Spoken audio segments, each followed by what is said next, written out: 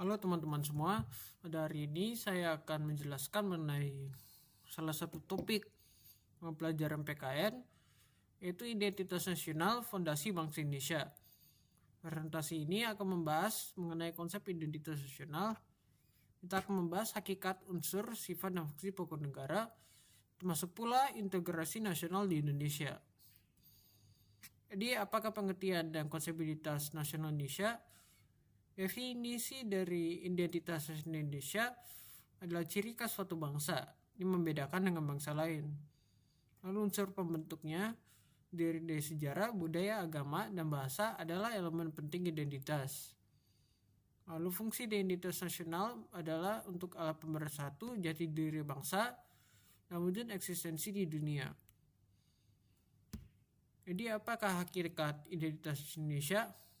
Dilihat juga dari segi pertama sejarah dan budaya, yaitu identitas Indonesia berakar pada sejarah, juga budaya yang beragam dari Sabang hingga Merauke. Proses pembentukan identitas merupakan perjalanan yang panjang, dan proses ini melibatkan interaksi antara sosial dan budaya. Hakikat identitas nasional dalam konteks Pancasila terbagi 5, yaitu berdasarkan sila ketuhanan, kemanusiaan, persatuan, kerakyatan, dan keadilan. Sila adalah fondasi identitas nasional, yang leluhur terkandung di dalamnya, dan ini menjadi pedoman hidup berbangsa dan bernegara. Unsur perbentuk identitas nasional terbagi menjadi 4. Yang pertama yaitu bahasa nasional, yaitu bahasa nasional sebagai alat komunikasi utama. Sejarah bersama, yaitu pengalaman sejarah sebagai bangsa yang merdeka. Budaya dan tradisi, yaitu keragaman budaya menjadi kerakyatan kekayaan bangsa. Nilai fundamental, yaitu Pancasila sebagai dasar negara dan pandangan hidup. Nah, sifat-sifat identitas nasional yang membangun bangsa menjadi 4. Itu pertama, sifat yang terbuka, yaitu mampu beradaptasi dengan perubahan zaman. Inklusif, yaitu menerima perbedaan sebagai kekayaan.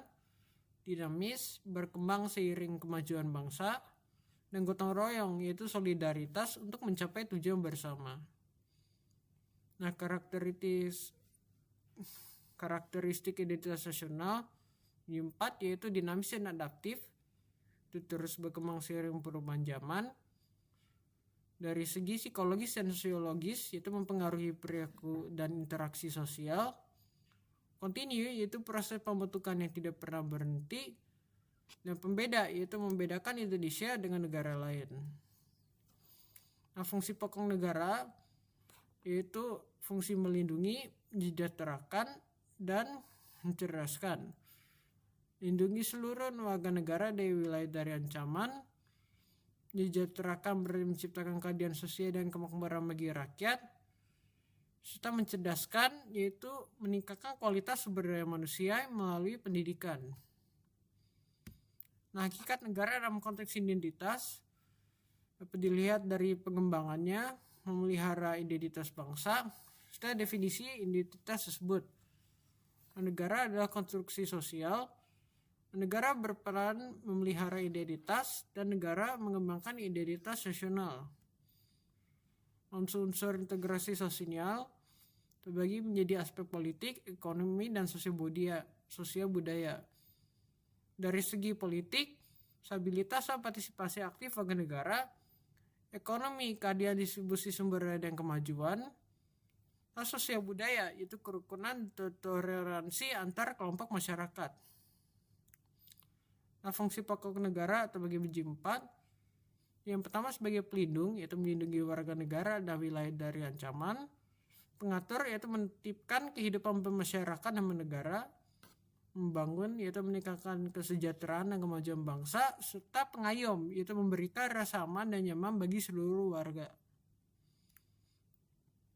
Nah, lalu apakah peran pendidikan Pancasila dalam membuat identitas integrasi? Pertama adalah untuk menanamkan nilai. Itu pendidikan Pancasila menanamkan nilai luhur sejak dini. Lalu membangun kesadaran akan pentingnya persatuan kesatuan, serta mengembangkan sikap toleransi dan saling menghormati. Integrasi nasional, konsep dan implementasi. G menjadi definisi, strategi, dan tantangan yang dihadapi. Integrasi nasional adalah upaya mempersatukan perbedaan, caranya menjaga kesatuan dan keragaman, dan tantangannya mengatasi konflik serta disparitas sosial.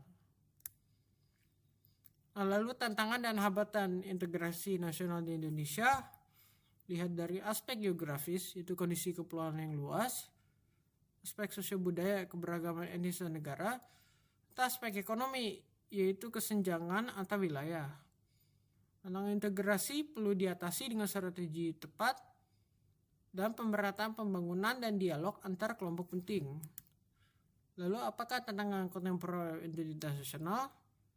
Yang pertama itu globalisasi, itu pengaruh budaya asing yang semakin kuat.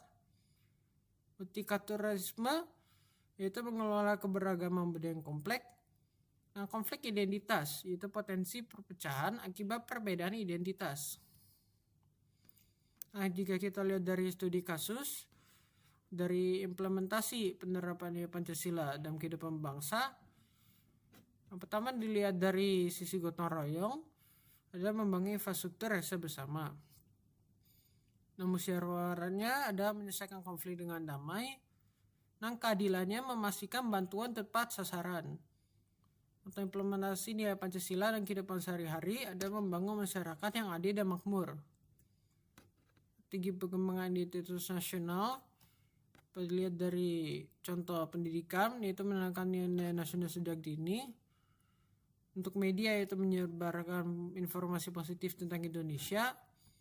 Dan diplomasi, mempromosikan budaya Indonesia di dunia. Nah, dari kesimpulan ini, itu masa depan identitas nasional berdasarkan nilai kesadaran kolektif warga Indonesia.